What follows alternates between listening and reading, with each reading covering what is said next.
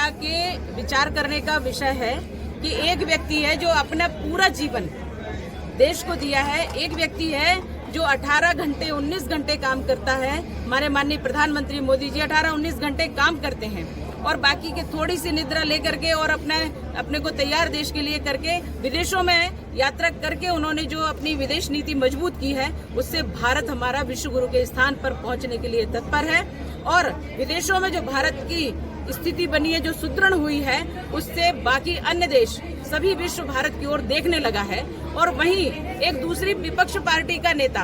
वो नेता जिसको लोग प्रधानमंत्री के रूप में प्रस्तुत कर रहे थे कांग्रेसी लोग, आज उसका देख लीजिए कि वो किस प्रकार से पब में दारू के ग्लास लेकर के और महिलाओं के साथ, और वो भी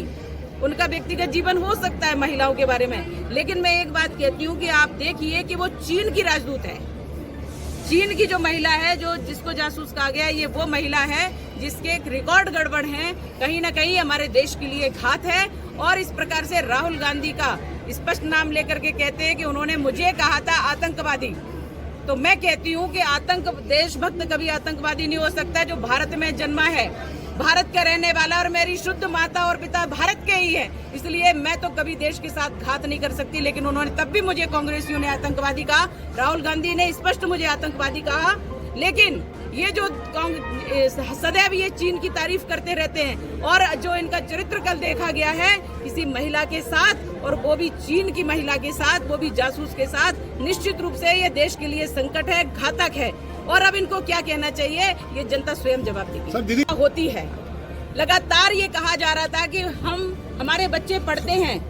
तमाम कॉम्पिटिशन्स की तैयारी करते हैं, और वो बच्चे जब डिस्टर्ब होते हैं तो उन आवाजों को कहा गया था कि अपनी आराधना, कोई भी स्वतंत्र है आराधना करने के लिए, अपनी अपनी पूजा पाठ करने के लिए, लेकिन शांतिपूर्वक आराधना होती है, चिल्ला चिल्ला के नहीं होती है।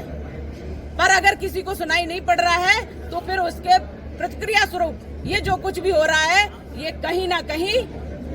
राजस्थान में कांग्रेस की सरकार है, ये वहां हो रहा है, क्योंकि वो लोग भड़काते हैं और विरोधियों को प्रश्रय देते हैं, गलत लोगों को प्रश्रय देते हैं। ये सब प्रतिक्रिया स्वरूप हो रहा है। और हिंदू इस बात को तैयार हो गया है कि अगर आप एक वर्ग का साथ देंगे तो दूसरा वर्ग तत्काल खड़ा हुआ है, और हिंदू बहुत सहिष्णु है, लेकिन जब उसके साथ अन्याय होते होते जब वो पराकाष्ठा कर देते हैं, तो ये कांग्रेसियों को जवाब देने के लिए हिंदू तत्पर है, खड़ा हुआ है। और ये प्रतिक्रिया स्वरूप वो अपनी आराधना भी चिल्ला चिल्ला के कर रहे हैं, क्योंकि षडे शाट्यम समाचरेत, ये हमारे शास्त्रों में कहा गया है। और कांग्रेस की सरकार इसके लिए पूरी तरह से जिम्मेदार है। जिस प्रकार से कांग्रेस सरकार ने राजस्थान में मंदिरों को तोड़ा है, प्राचीन मंदिरों को तोड़ा, एक मजार को हाथ लगा करके देख लें तो इनको औकात समझ में आ जाएगी, लेकिन वो नहीं करेंगे, क्योंकि उनके जो डीएनए है वो कहीं ना कहीं गड़बड़ है।